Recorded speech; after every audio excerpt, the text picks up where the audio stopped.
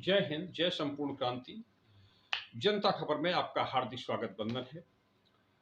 आज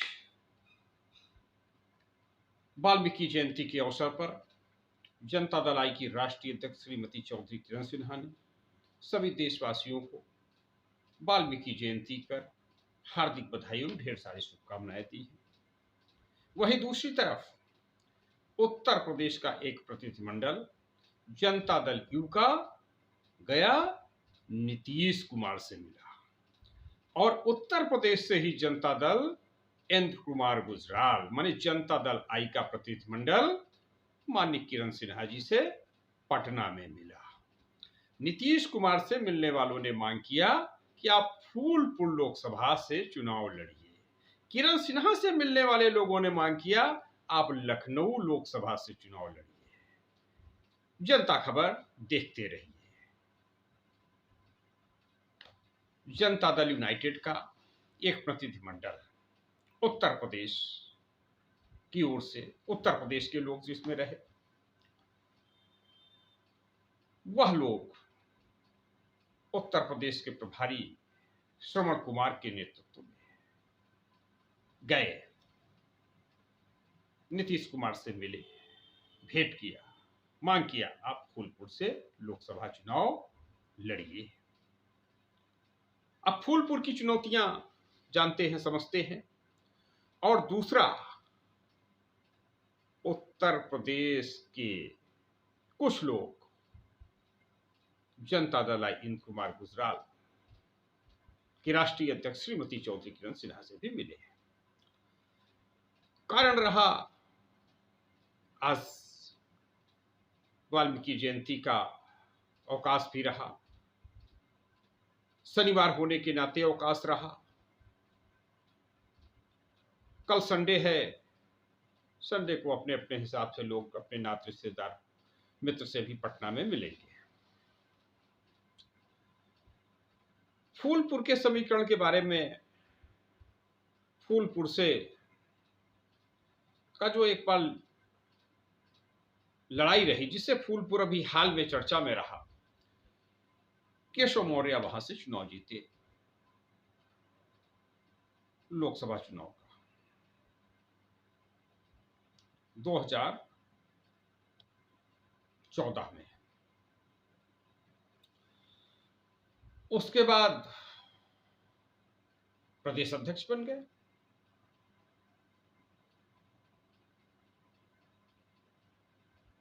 फिर उप मुख्यमंत्री बन गए 17 में।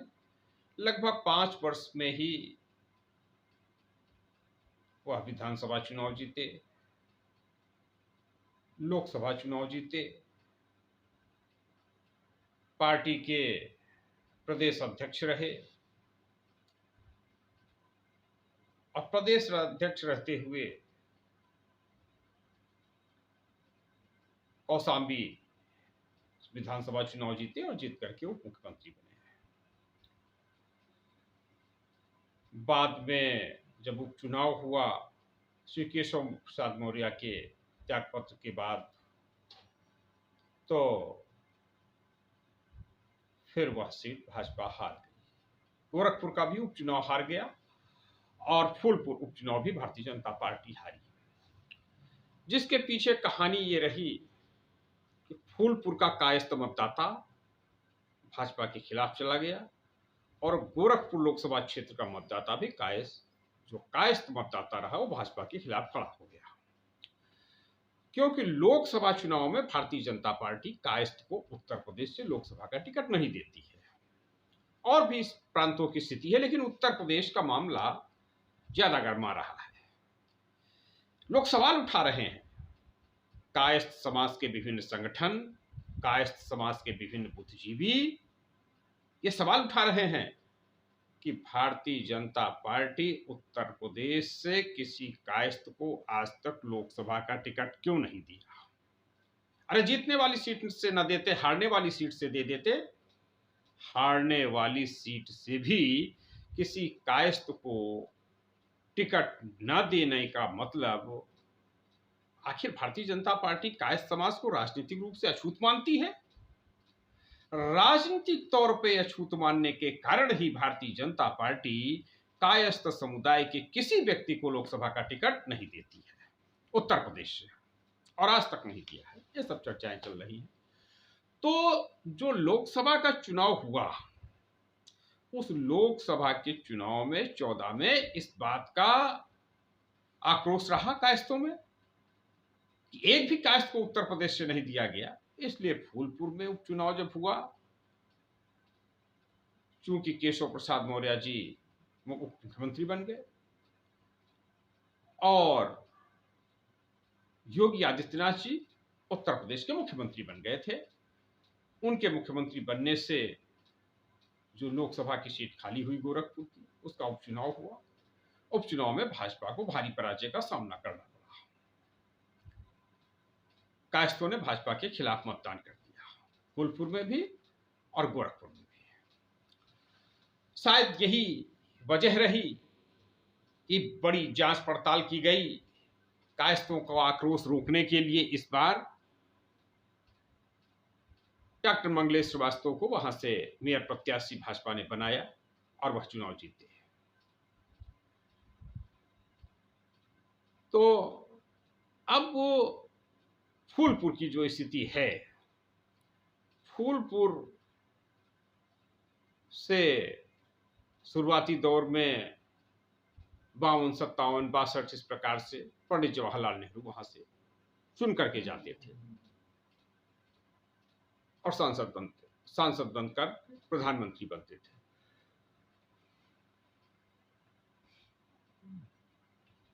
उसके बाद वहां से बीपी सिंह भी चुनाव लड़े, जीते, प्रधानमंत्री बने। हालांकि प्रधानमंत्री फतेहपुर से चुनाव जीत करके बने हुए थे, लेकिन फूलपुर से भी बाद में उन्होंने चुनाव लड़ा। जयेश्वर मिश्रा समाजवाद के बड़े नेता, बड़ा नाम जयेश्वर मिश्रा फूलपुर से चुनाव जीते। पंडित जवाहरलाल नेहरू की बहन विजयलक्ष्मी फूलपुर से जीती हुई थी, और जब वह सोवियत रूस में राजदूत बन गई तब वो सीट खाली हुई, उपचुनाव हुआ, उसमें जयेश्वर मिश्रा जी जीते।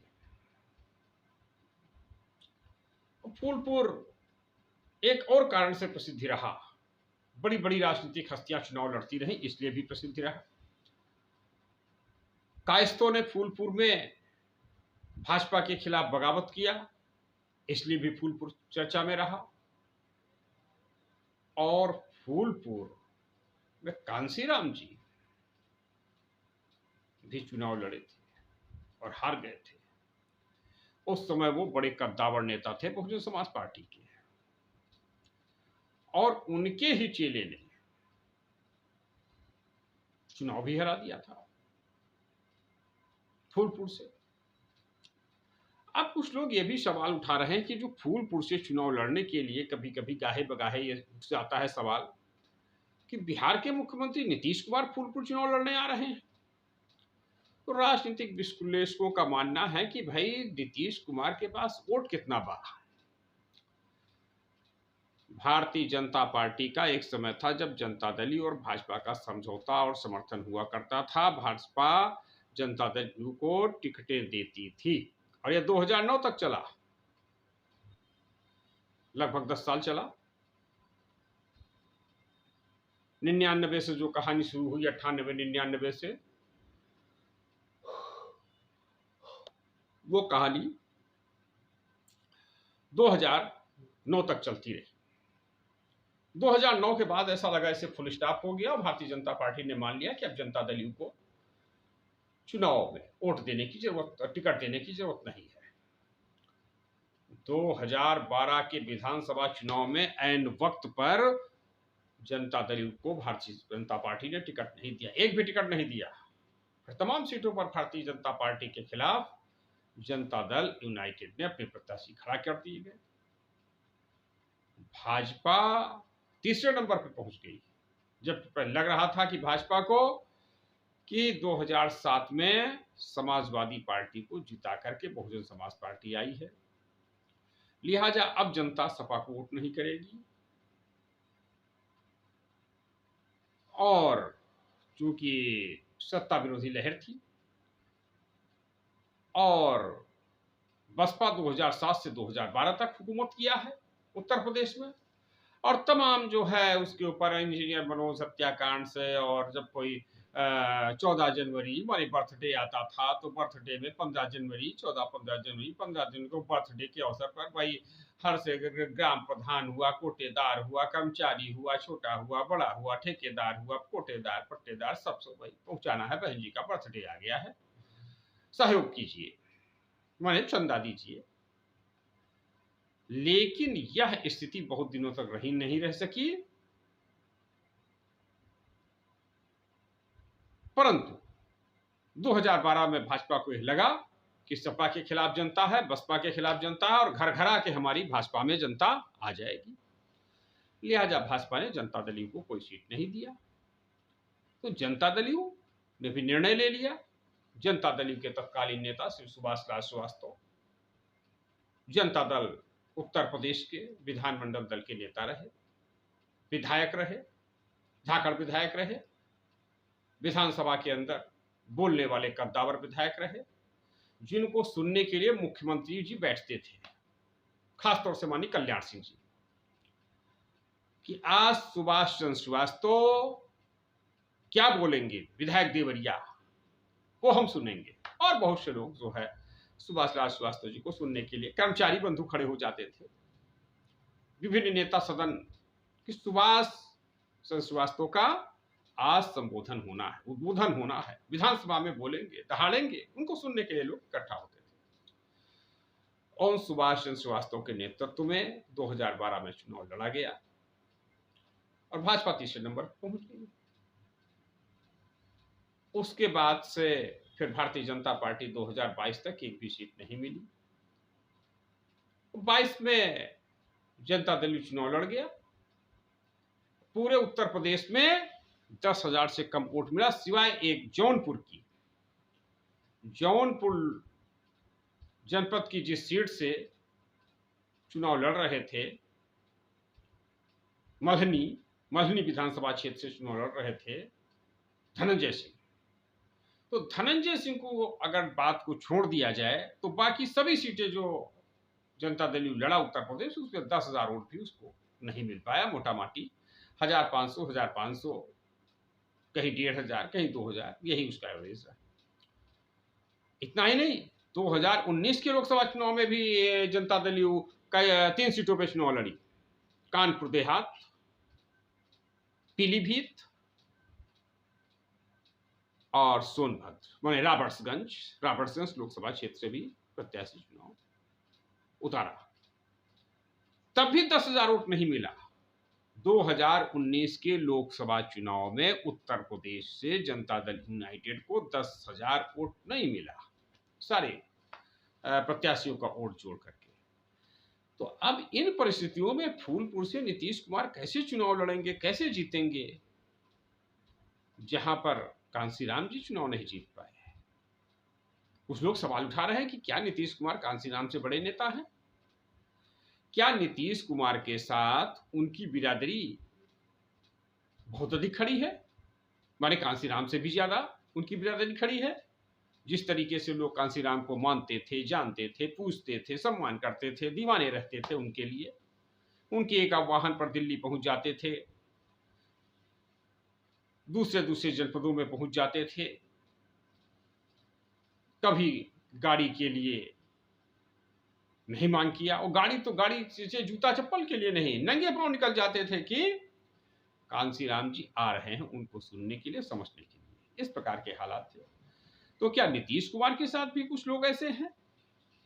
आखिर नीतीश कुमार को उत्तर प्रदेश में वोट क्यों नहीं मिलता है? कोई नीतीश कुमार ये तो है कि नहीं कि अभी 22 का चुनाव लड़ लिए, या 19 का चुनाव लड़ लिए, या 2012 का चुनाव लड़े, या 2009 का चुनाव लड़े, 2007 का चुनाव लड़े, 2002 का चुनाव लड़े, 2004 का लोकसभा चुनाव लड़े। तो जब भी चुनाव लड़े, और शुरुआती दौर में उन्होंने मेहनत भी किया, विभिन्न विधानसभा क्षेत्रों में वो गए चुनाव के समय, लेकिन उनको वोट नहीं मिला। और खास तौर से नीतीश कुमार के सजातीय बंधुओं ने भी नीतीश कुमार को कभी अपना नेता उत्तर प्रदेश में नहीं माना, नीतीश कुमार के साथ नहीं खड़े।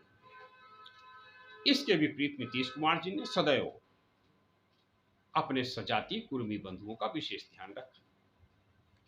जब से जनता दल यूनाइटेड बना तब से अब तक प्रदेश स्तर पर जो भी व्यक्ति रहा, मैं राष्ट्रीय अध्यक्ष, इस समय संयोजक बनाए गए हैं, वह भी पटेल समुदाय के हैं। और इसके पहले जो भी लोग रहे, वो चाहे सुरेश रंजन भैया जी हो, उरई जालौन वाले लंबे समय तक रहे प्रदेश अध्यक्ष जनता दल यूनाइटेड के पटेल समुदाय से। उसके बाद आरपी पटेल अम्बेडकर नगर के मूल निवासी, गाजियाबाद वगैरह रहते हैं,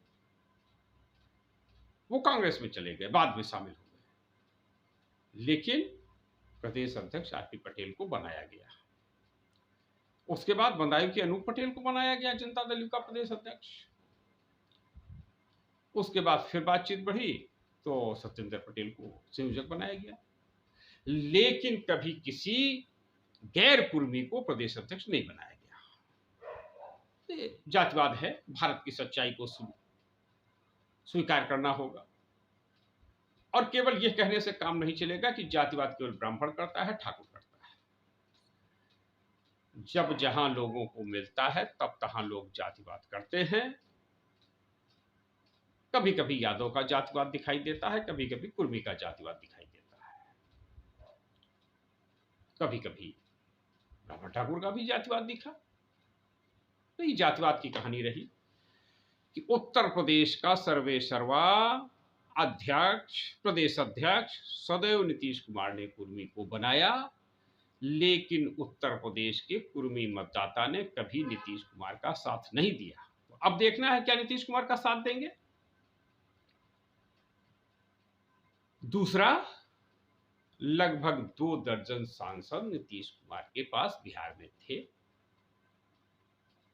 मोदी मंत्रिमंडल का विस्तार होना था, तमाम नाम मीडिया चला रहे थे, फलान धमाक, फलाने होंगे, धमाके होंगे, फलाने मुख्यमंत्री पद की जो है शपथ ग्रहण करेंगे, माने कैबिनेट मंत्री नीतीश कुमार के नरेंद्र मोदी के मंत्रिमंडल में मंत्री बनेंगे, फलाने बनेंगे।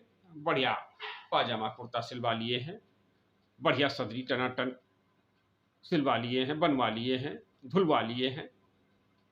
लेकिन नीतीश कुमार ने जो किया, सब लोग चौंक गए। वही कुर्मीवाद, आरसीपी सिंह कुर्मी, एकमात्र आरसीपी सिंह कुर्मी को मंत्री बनाया गया नरेंद्र मोदी के मंत्रिमंडल में। कुछ लोगों का यहां तक कहना रहा कि चीफ मिनिस्टर, सीएम भी हम ही बनेंगे, और central minister, CM, central minister भी हम ही बनेंगे। कुछ लोगों ने कहा इसको आप बना रहे हैं जिसको, ये धोखा दे जाएगा। नीतीश कुमार का ना, राष्ट्रीय अध्यक्ष ने उसको बनाया, आरसीपी सिंह को। बाद में किसी विधायक को कहा कि तुम चले गए और है गदगनू के साथ। बातचीत में उन्होंने संकेत में कह दिया कि तुम भी गधे के साथ चले गए थे। माने आरसीपी के साथ में जो लोग गए हुए थे, इंगित करके उन्होंने कहा। लेकिन सबसे बड़ा सवाल है कि कुर्मी समाज नीतीश को अपना नेता क्यों नहीं मानता है? कुर्मी समाज नीतीश के साथ क्यों नहीं खड़ा होता है? कुर्मी समाज के प्रत्याशियों को नीतीश कुमार जी जहां कुर्मी ना दें, वहां कुर्मी वोट ना दे, बात समझ में आती है। लेकिन जिन विधानसभा क्षेत्रों में, लोकसभा क्षेत्रों में पार्टी का कैंडिडेट भी कुर्मी समाज से होता है, लेकिन वोट नहीं मिलता है। माने कुर्मी नेता, Kurmi chief minister, Kurmi cabinet minister, Kurmi राष्ट्रीय अध्यक्ष, उन सबके बावजूद भी कुर्मी का वोट नहीं मिलता है। ये बड़ा प्रश्न चिन्ह है, लोग चर्चा पर चर्चा करते रहे। तो फूलपुर की स्थिति इसलिए आसान नहीं है कि अब फूलपुर वह बदल चुका है। अब जंग बहादुर पटेल के समय का फूलपुर नहीं है। अब जो फूलपुर है उसमें बड़ा बदलाव आ गया है और फूलपुर की जो विधानसभा सीट, उत्तर विधानसभा सीट, पश्चिम विधानसभा सीट, यह खास तौर से फूलपुर में शामिल है और फूलपुर खुद लोकसभा सीट। तो उनमें बड़ी चर्चा है कि कुर्मी समाज किधर जाएगा। कुर्मी की संख्या भी कम हुई है। ये जो 2014 से जो समीकरण बना, 2014 में जो बंटवारा हुआ क्षेत्र का, उसमें स्वाभाविक रूप से कुर्मियों की संख्या कम हो गई, शहरी क्षेत्र होने के नाते। अब कुर्मी समाज की स्थिति उसमें कम हुई और कायस्थों की संख्या बढ़ी, क्योंकि कायस्थ बाहुल्य क्षेत्र है। प्रयाग शुरू से ही तमाम वक्ता, अधिवक्ता, न्यायाधीश, विभिन्न पदों के पदाधिकारी, ये सब अधिकारी बंधु, एक जिस प्रकार से आजकल बिहार में पटना, उत्तर प्रदेश में लखनऊ और फिर इधर मुंबई, इधर हैदराबाद, गुड़गांव, नोएडा, इन सब में बसने का क्रेज चल रहा है, उसी प्रकार से एक दौर था जब प्रयागराज में बसने का दौर था। लोग प्रयागराज बसना चाहते थे और बसे भी। तो खास तौर से कायस्थ मतदाता बड़े पैमाने पर प्रयागराज में रहा। 1987 का जो उपचुनाव हुआ उसमें भी राजीव गांधी ने कहा पहले शत्रुघ्न सिन्हा से, फिर मैं अभिनेता शत्रुघ्न सिन्हा कि आप लड़िए चुनाव इलाहाबाद से, और हारो या जीतो, हार गए तो हम राज्यसभा भेजेंगे, मंत्री बनाएंगे। शत्रुघ्न सिन्हा ने इनकार कर दिया। अंतुगत्वा राजीव गांधी को सुनील शास्त्री, माने लाल बहादुर शास्त्री के बेटे सुनील शास्त्री को चुनाव लड़ाना पड़ा प्रयाग से। आज की जो स्थिति है उस पर जो क्षेत्र जिस प्रकार से बटा, फूलपुर, फाफामऊ, तो इन सब स्थितियों को देखते हुए विधानसभा क्षेत्र उत्तरी, पश्चिमी को देखते हुए कायस्थ मतदाताओं की भी संख्या ज्यादा ही नहीं, नंबर 1 पर है। और नीतीश कुमार कर रहे हैं कायस्थों की उपेक्षा। कभी आलोक संजर बाहर हो गए, अजय आलोक प्रवक्ता से जनता दल यूनाइटेड के, तो जनता दल यूनाइटेड को छोड़ दिए। और इसी प्रकार से राजीव रंजन सिंह की बड़ी उपेक्षा, उन्होंने आरोप लगाया, उन्होंने सारे पदों से इस्तीफा भी दे दिया था, एक समय था जनता दल यूनाइटेड से। और अभी रणबीर नंदन ने पार्टी को छोड़ा। तो इस प्रकार से अजय आलोक, रणबीर नंदन, ये लोग पार्टी को छोड़ चुके हैं जनता दल यूनाइटेड को बिहार में। और उत्तर प्रदेश में बड़ा नाम सुभाष चंद्र श्रीवास्तव, विधायक देवरिया से रहे, विद्यार्थी जीवन से ही जेपी मूवमेंट से जुड़े रहे। भारत रत्न लोकनायक जयप्रकाश नारायण की बड़ी बड़ी रैलियां देवरिया में उन्होंने कराई। पूर्वांचल में जनता दल को मजबूत करने वाले, जनता दल को ले जाने वाले, जनता दल को पूरा छवा जाने वाले सुभाष चंद्र श्रीवास्तव, उनको तरजीह न देना, जनता दल यूनाइटेड द्वारा उनकी, माने सुभाष चंद्र श्रीवास्तव जनता दल विधानमंडल दल के नेता रहे, विधायक रहे, और उनको नीतीश कुमार के द्वारा तरजीह न देना नीतीश कुमार के लिए किसी खतरे की घंटी से कम नहीं है। एक बड़ी लॉबी चल रही है और शरद यादव जी के अत्यंत विश्वसनीय सुभाष चंद्र श्रीवास्तव, तमाम लोग शरद यादव को छोड़ करके चले गए, दूसरे खेमों में चले गए, दूसरे दलों में चले गए, मंत्री बनने के लिए चले गए, लेकिन सुभाष चंद्र श्रीवास्तव से कई मुख्यमंत्री कहते रहे आप मेरे साथ आइए, आप मेरे साथ आइए। मंत्रिमंडल का ऑफर, और मंत्रिमंडल में ऑफर ऐसा वैसा नहीं, विभाग चुनने का अधिकार। ए सुभाष चंद्र श्रीवास्तव जी, आप मेरे मंत्रिमंडल में आइए, कैबिनेट मंत्री बनिए, इतना पक्का है।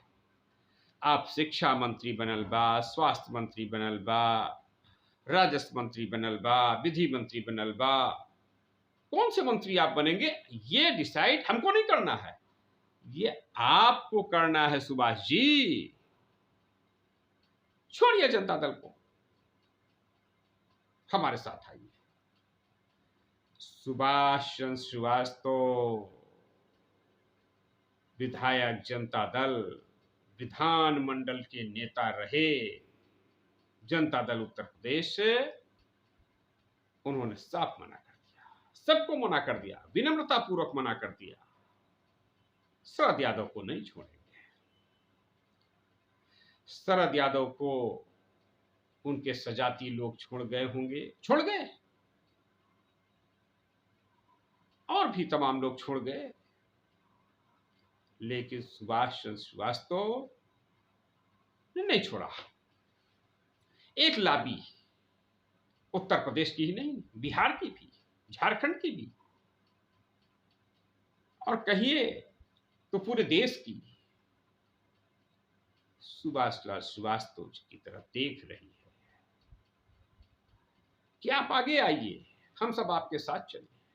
मैंने शरद यादव की एक लॉबी, कर्पूरी ठाकुर की एक लॉबी, जॉर्ज फर्नांडिस की एक लॉबी, वो सुभाष चंद्र श्रीवास्तव विधायक देवरिया के साथ चलने के लिए तैयार हो रही है, लामबंदी भी चल रही है। तमाम लोग कह रहे हैं जिस प्रकार से आज नीतीश कुमार के पास लोग गए, जनता दल यूनाइटेड के लोग श्रीमती चौधरी किरण सिन्हा के पास गए, जनता दल आई इंद्र कुमार गुजराल, उसी प्रकार से सुभाष चंद्र श्रीवास्तव के भी पास लोग पहुंच रहे हैं, उनसे भी गुजारिश कर रहे हैं, अनुनय विनय याचना कर रहे हैं कि आप आइए उत्तर प्रदेश की राजनीति में सक्रिय रूप से, देश की राजनीति में आइए, यूपी बिहार पुकार रहा है, आप आइए, देश की राजनीति को बदलिए, देश की राजनीति की दिशा तय करिए। अभी 11 अक्टूबर को जयप्रकाश जी की जो जयंती मनाई गई, इससे पहले 8 अक्टूबर को जयप्रकाश जी की पुण्यतिथि मनाई गई। उनमें तमाम समाजवादी चिंतक विचारक आपस में मिले और उनमें से कुछ लोग 31 अक्टूबर को उत्तर प्रदेश की राजधानी लखनऊ में बैठ भी रहे हैं। 31 अक्टूबर को विभिन्न समाजवादी लोग आचार्य नरेंद्र देव की पुण्यतिथि पर, समाजवादी नेता रहे आचार्य नरेंद्र देव की पुण्यतिथि पर विभिन्न समाजवादी विचारधारा के लोग मिलेंगे, जुलेंगे और आगे आने वाले समय में जनता दल की दिशा को तय करने के लिए मिलेंगे। उधर श्रीमती चौधरी किरण सिन्हा की भी निगाहें लगी हुई हैं कि जनता दल के लोग भी उनसे मांग कर रहे हैं, खास तौर से सीतापुर से कई बार चुनाव लड़ चुके, कई लोगों को चुनाव ही नहीं विभिन्न लोगों को विधायक, सांसद, मंत्री बनवा चुके एडवोकेट चंद्रगुप्त श्रीवास्तव भी इस बात के लिए लगे हैं कि जनता दल आई की राष्ट्रीय अध्यक्ष श्रीमती चौधरी किरण सिन्हा आए और यूपी बिहार सहित विभिन्न प्रदेशों में अपने प्रत्याशी लड़ाएं। इस प्रकार की स्थितियां चल रही हैं। अपने अपने नेताओं के पास लोग जा रहे हैं। अब देखना है उत्तर प्रदेश में क्या स्थिति बनती है, किधर लोग झुकते हैं। एक और घटनाक्रम हुआ, केशव देव मौर्य जो 2022 का चुनाव अखिलेश यादव के साथ चुनाव लड़े हुए थे, और अखिलेश यादव के साथ विभिन्न राजनीतिक दल, राष्ट्रीय लोक दल, अपना दल कैमरावादी माने कृष्णा पटेल, पल्लवी पटेल, त्यागोट, संजय सिंह चौहान माने जनवादी पार्टी, इस प्रकार से लोग जुटे। केशव देव मौर्य का महान दल जुटा। ओम प्रकाश राजभर का भारतीय सुहेलदेव पार्टी जुटी। परंतु आज स्थिति ये हो गई कि सुहेलदेव पार्टी माने ओम प्रकाश राजभर सपा से अलग हो गए, केशव देव मौर्य अलग हो गए, संजय सिंह चौहान अलग हो गए जनवादी पार्टी से, और राष्ट्रीय लोकदल के साथ 36 के आंकड़े बनते जा रहे हैं। खासतौर से जब ये मेयर का चुनाव हुआ, उस मेयर के चुनाव में, नगर पंचायतों के चुनाव में लगभग खट्टे मामले दिल नहीं मिल रहे थे, खुल करके नहीं आई हैं बातें सामने। लेकिन राष्ट्रीय लोकदल के नेता जयंत चौधरी ने कह दिया कि जब खिचड़ी भी तैयार है, खीर भी तैयार है, तो खीर ही खाइए। ऐसा लग रहा है कि वह भी जिस तरीके से ओम प्रकाश राजभर भाजपा में चले गए, वैसे ही जयंत चौधरी भी भाजपा के साथ तालमेल बिठा सकते हैं। और भाजपा के साथ नहीं हुआ तो कांग्रेस के साथ, और कांग्रेस के भी साथ नहीं हुआ, जनता दल आई हिंद कुमार गुजराल, श्रीमती चौधरी किरण सिन्हा के साथ भी एक लॉबिंग चल रही है। उसमें बिहार के मुकेश सहनी वगैरह भी हो सकते हैं।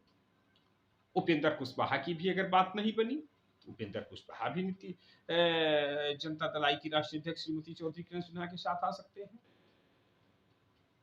रामविलास पासवान के बेटे चिराग पासवान की बात नहीं बनी, मांझी की बात नहीं बनी।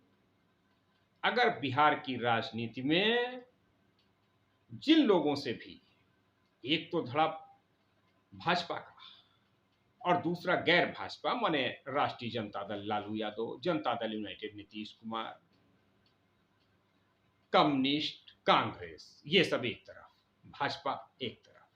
लेकिन उसके बावजूद भी तमाम संभावनाएं हैं कि तीसरी ताकत बिहार में श्रीमती चौधरी किरण सिन्हा राष्ट्रीय अध्यक्ष जनता दल आई के नेतृत्व में उभरे।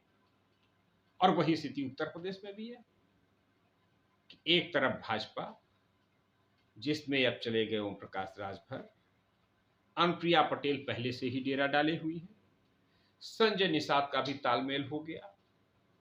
संजय निषाद के बेटे प्रवीण निषाद पहली बार गोरखपुर से चुनाव लड़े और जीते, और उनको जिताने में कायस्थों की बड़ी भूमिका रही, चूंकि वो भाजपा से नाराज हो गए थे। तो खास बात ये रही कि केशव देव मौर्य ने कहा कि हम मायावती जी को प्रधानमंत्री बनाएंगे, जैसे राजभर जी कहते थे, माने ओम प्रकाश राजभर प्रधानमंत्री बनाएंगे। लेकिन मन में कुछ और है, वाणी से कुछ और है। एक आशा थी, जिज्ञासा थी कि बहन जी कहेंगे आओ भाई ले लो 2, 4, 5 सीट। लेकिन बहन जी का एक फार्मूला है, बसपा का एक फार्मूला, जो लोग जानते हैं वो समझते हैं, जिसकी जितनी थैली भारी उसकी उतनी भागीदारी। बड़ा सीधा कॉन्सेप्ट है। वहां पर जो है कोई ये नहीं है कि नहीं साहब आपने कह दिया प्रधानमंत्री बनाएंगे तो खुश हो गए तो तुमको 1 सीट दे दिए, 2 सीट दे दिए, 5 सीट दे दिए। केशव प्रसाद मौर्य ने भी यही कहा, प्रेस कॉन्फ्रेंस कर दिया लखनऊ में, कुछ भी हो जाए, अरे हम जिएंगे मरेंगे साथ रहेंगे बसपा के साथ, बसपा छोड़ के हम कहीं नहीं जाएंगे, बसपा के ही साथ।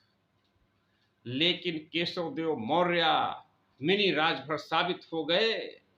परसों उन्होंने एक ऐलान कर दिया, उनके बेटे ने भी, केशव देव मौर्य के, कि हम सपा के साथ लड़ेंगे, और सपा के साथ मध्य प्रदेश के विधानसभा चुनाव में उनका तालमेल भी हो गया। तो अब सपा पर भी लोग सवाल उठा रहे हैं कि अरे जब केशव देव मौर्य से समझौता करना था, जो तुमको छोड़ के चले गए थे, जो आपके ऊपर विभिन्न आरोप लगा रहे थे, तो इससे ठीक ओम प्रकाश राजभर को ही क्यों छोड़े छाड़े भाई, ओम प्रकाश राजभर से ही समर्थन को अपने साथ रखते, तो कम से कम जो विधायक उनके साथ गए हुए हैं 6 विधायक, वो तो आपके साथ रहते। कुछ लोगों ने ये भी आशंका व्यक्त किया, चर्चा में आया कि जिस प्रकार से केशव देव मौर्य वापसी कर रहे हैं सपा के साथ, वैसे ही कहीं ओम प्रकाश राजभर भी जो है वापसी न कर ले, क्योंकि भाजपा में दाल गलना मुश्किल है, दाल नहीं गल पा रही है। और जिन नेताओं के पास वो जाते थे, चाहे वो मुख्यमंत्री ब्रजेश पाठक हो, उप मुख्यमंत्री ब्रजेश पाठक हो, या कैबिनेट मंत्री, ट्रांसपोर्ट मंत्री, यातायात मंत्री, परिवहन मंत्री, बलिया के दयाशंकर सिंह, कोई ओम प्रकाश राजभर को मंत्रिमंडल में नहीं शामिल करवा पा रहा है। और मंत्रिमंडल तो मंत्रिमंडल माने योगी मंत्रिमंडल ठीक से तालमेल भी नहीं बिठा पा रहा है। तो अब देखना है कि चुनाव आते आते लोकसभा का किधर किधर कहां कहां लोगों को जाना होता है। 8 नवंबर को खबरें आ रही हैं, जनता दल आई की राष्ट्रीय अध्यक्ष श्रीमती चौधरी किरण सिन्हा का जन्मदिन देश के विभिन्न हिस्सों में मनाया जाएगा। 8 नवंबर बुधवार, और 14 नवंबर को चित्रगुप्त द्वितीया होती है। दिवाली में 5 उत्सव मनाया जाता, पंच महोत्सव दीपावली कही जाती है। पहले दिन धनतेरस, लोग तमाम खरीदारी वगैरह करते हैं, धन में वृद्धि करते हैं। दूसरे दिन नरक चतुर्दशी, नापदान में भी, नाली में भी दीपक जला देना, नरक चतुर्दशी। तीसरे दिन दीपावली का मुख्य उत्सव, खेत में, खलिहान में, गांव में, गली पर, मुड़ेर पर, सब कहीं दीप जलाना, बखारी में, कोठारी में, छत पर, गमले पर, ईंटे पर, पत्थर पर, लुढ़वा पे, सिलौटी पे, सब कहीं दीपक जलाना, दीपावली। उसके बाद अन्नकूट माने गोवर्धन पूजा, गोवर्धन बनाना गोबर का। उसके बाद आती है चित्रगुप्त जयंती और भैया दूज, 5वें दिन दीपावली के उत्सव के आखिरी दिन। चित्रगुप्त पूजनोत्सव, देश में, प्रदेश में, विदेश में चित्रगुप्त जी का पूजन होता है, विभिन्न चित्रगुप्त मंदिरों में, खासतौर से कायस्थ समाज के घरों में। कुछ कायस्थ समाज के लोग मंदिरों में जाते हैं, अधिकांश अपने अपने घरों में ही कलम दवात की पूजा करते हैं।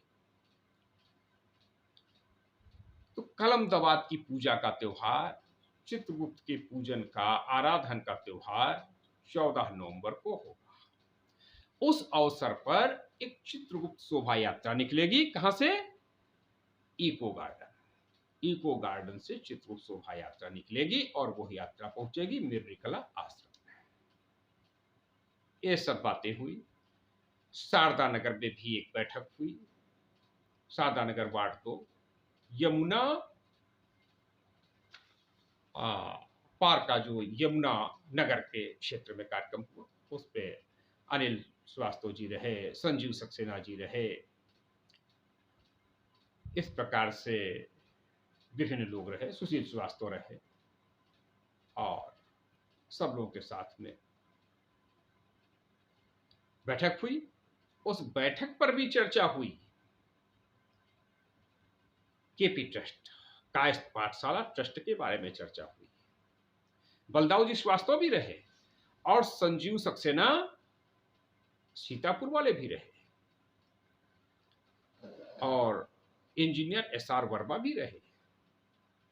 बलदाऊ जी श्रीवास्तव ने एक खास बात ये कही कि कायस्थ समाज के लड़कों को, लड़कियों को शादी जल्दी कर लेना चाहिए, जल्दी शादी कर देना चाहिए। शीघ्र विवाह पर बल दिया बलदाऊ जी श्रीवास्तव ने।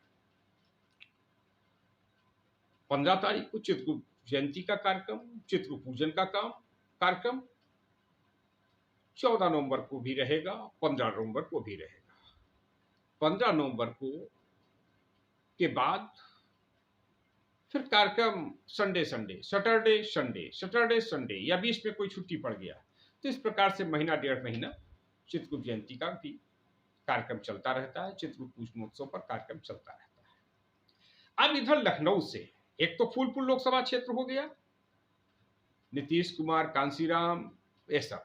अब लखनऊ लोकसभा क्षेत्र, लखनऊ लोकसभा क्षेत्र से पिछली बार जब मैडम सिन्हा चुनाव लड़ी तो उस समय बड़े पैमाने पर मैडम सिन्हा को वोट मिला और राजनाथ सिंह के चेहरे की हवाइयां उड़ी हुई थी। लगभग 3 लाख वोट मैडम सिन्हा ने लिया लखनऊ से, पहली बार ऐसी सफलता मिली। खास तौर से लखनऊ के बारे में कहा जाता है, जिस प्रकार से मधेपुरा, जहां से कभी शरद यादव सांसद होते थे, लालू यादव भी वहां से चुनाव लड़े और कई कद्दावर लोग वहां से सांसद बने, सांसद का चुनाव लड़े। तो कहते रोम है पोप का और मधेपुरा है गोप का। माने रोम राज्य में पोप का सत्ता चलता है, वहां किसी दूसरे का नहीं चलेगा। माने सांप के आगे दिया ना बरातानी, जहां सांप है वहां चिराग का कोई काम नहीं है, अंधेरा शासन, अंधेरा रहेगा। यहां सांप और दिए का मतलब सिर्फ इतना है कि एक खास लोगों का, जिस प्रकार से मधेपुरा में गोप का, यादव समाज, एक छत्र स्थिति रहती है, उसी प्रकार से लखनऊ के बारे में कहते हैं कि लखनऊ है लाला का, नहीं किसी के आला का। लखनऊ लोकसभा क्षेत्र, पटना लोकसभा क्षेत्र, रांची लोकसभा क्षेत्र, जहां से सुबोधकांत सहाय चुनाव जीतते रहे हैं। पटना से रविशंकर प्रसाद इस समय है और इसके पहले शत्रुघ्न सिन्हा रह चुके हैं और उनके भी पहले सहाय जी वगैरह पटना से सांसद रहे। लखनऊ से अभी तक कोई कायस्थ लोकसभा का सदस्य नहीं हुआ, इसलिए कायस्थों में एक बेचैनी है, एक दीवानापन है कि अब की बार लखनऊ से कायस्थ को सांसद बनाना है और कायस्थ एमपी किरण सिन्हा को बनाना है, किरण सिन्हा को लखनऊ से एमपी बना करके भेजना है। इस मकसद से लखनऊ के विभिन्न लोगों ने, उत्तर प्रदेश के दूसरे हिस्सों के विभिन्न लोगों ने श्रीमती चौधरी किरण सिन्हा से मिलकर के अनुनय विनय किया, प्रार्थना किया, याचना किया, कामना किया, उनसे मांग किया कि आप उत्तर प्रदेश की राजधानी लखनऊ से लोकसभा का टिकट, लोकसभा का चुनाव लड़े। तो अब देखना है क्या होता है। नारा तो चल रहा है लखनऊ में, लखनऊ है लाला का, नहीं किसी के आला का। माने आला कमान, हाईकमान जो कह देगा वही होगा। ये लखनऊ के मामले में इस बार फिर नहीं होगा। कुछ लोग कह रहे हैं उन्नाव, मोहनलालगंज, लखनऊ, खास तौर से इन तीनों में, सीतापुर की भी वही स्थिति है। प्रत्याशी 14 में जीता वही 19 में जीत गया। अब की बार मामला गड़बड़ा सकता है। अगर उन्नाव, मोहनलालगंज, लखनऊ, सीतापुर से प्रत्याशी बदले नहीं गए तो भाजपा को पराजय का सामना करना पड़ सकता है। आक्रोश है। तो आप सब देखते रहिए जनता खबर को, लाइक कीजिए, कमेंट कीजिए, शेयर कीजिए, सब्सक्राइब कीजिए।